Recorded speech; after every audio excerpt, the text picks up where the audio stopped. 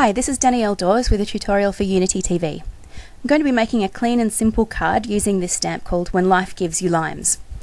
I've mounted the stamps on a clear block with a grid so that I could line up the bottom of the glass with the line of text that I wanted it to line up with. It's a really easy way to make sure that you get stamps lined up perfectly. I'm using black embossing powder on watercolor paper because I'm going to be watercoloring with distress inks, but I wanted to show you a little trick that I do with embossing. I always give the paper a flick on the back just to make sure that any extra bits of embossing powder come off. And now on to watercoloring with some distress stains. On the right hand side you can see the colours that I'm using for the glass. From the top down they are broken china, tumbled glass, and the lowest one is tumbled glass mixed with a little bit of water. I've done that just to give me a larger graduation of colour so that I can create the highlights and shadows that I need to be able to make this glass look three-dimensional. Now, one really amazing thing about distress inks is how well they blend together, how well they work together when they're mixed with water. But for this particular image, I don't want them to mix once I've finished this part of the glass because I'm going to be putting a completely different colour inside the glass.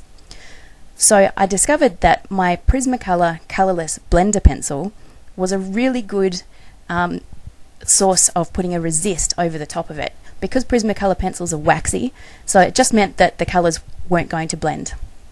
I'm using 3 distress colours for the drink: Scattered Straw, Shabby Shutters and Peeled Paint. So I'm starting off with a diluted version of Scattered Straw, and that's just to create a bit of warmth underneath the green. And then over the top, Shabby Shutters. Now you'll be able to see in a moment that I'm using quite a bit of water in with these, and the reason for that is because I want the deeper colours, you can see there lots of water, the deeper colours I want them to be able to bleed into the rest of the colour, which you'll see just here. So that's just dabbing tiny bits of Shabby Shutters all the way along the edge, because this is how I'm going to create the shadows. You really do want to be able to layer up the colours and then be able to take away bits if you need to.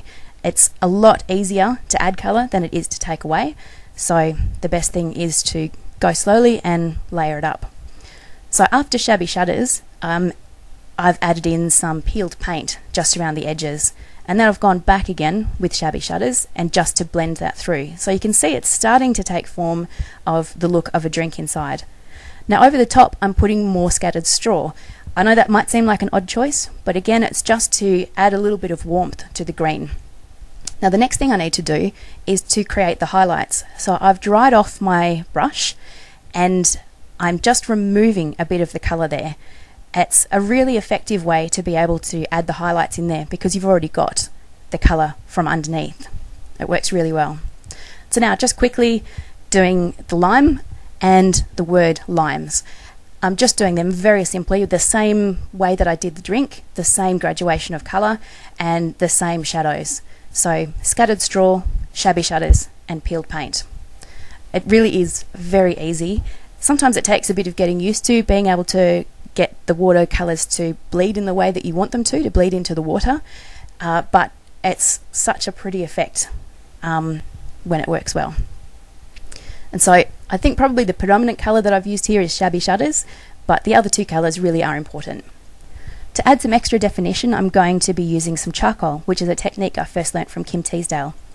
I'm using these special brushes called Colour Shapers, which are a silicon-ended brush, and they're going to help me to be able to put the charcoal down nice and softly.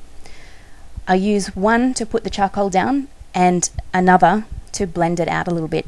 I tend to be really heavy-handed with a charcoal pencil, and I end up with those pencil lines around my drawing, which are not very easy to blend away, particularly if you're heavy-handed. So that's why I'm using the Colour Shapers. So you can see all the darker points where I've added colour, I'm adding a little bit of charcoal, just so I can blend it along there and create that shadow. It might look dark at first, but once you blend it out, it really is such a stunning effect, being able to just add these little shadows everywhere that it needs to be. Now I'm adding a tiny bit of charcoal just around where the curve of the glass would be. You don't want to put a lot there, you just want a tiny bit just to create the illusion of that curve. And if you can get it going in a semicircle, that will help the illusion as well, and then just softening that. And it really is amazing how much just a little bit of charcoal can lift your entire image. Now to really make this image jump off the paper, I'm going to use some distress ink sponged around the outside of the glass just to make it pop right off. I'm using a product here that's a masking film called X-PressIT Mask It, and it's a reusable masking film so that you can colour over the top of it. The thing I really like about it is that it's glossy, so the Distress ink sponges over it beautifully. I've just stamped that onto the masking film with Staz-on ink and cut it out so I can reuse it multiple times. So I'm just using the very corner of my sponge there to apply some antique linen distress ink. I really love using antique linen as a colour to go around an image. It's really nice and soft, but just adds enough to make it pop right off the page. And that really is all I need to be able to make that jump right out. And one final thing is I'm going to add an extra bit of charcoal just where the shadows would fall. So underneath the glass, only a tiny bit there, underneath the bowl of the glass, and more around the bottom where the shadow would actually fall underneath the glass. So again, the same way that I work with watercolours is to start off lightly and add a little bit more as you need to, so that you can create the kind of depth of the shadow that you want to create.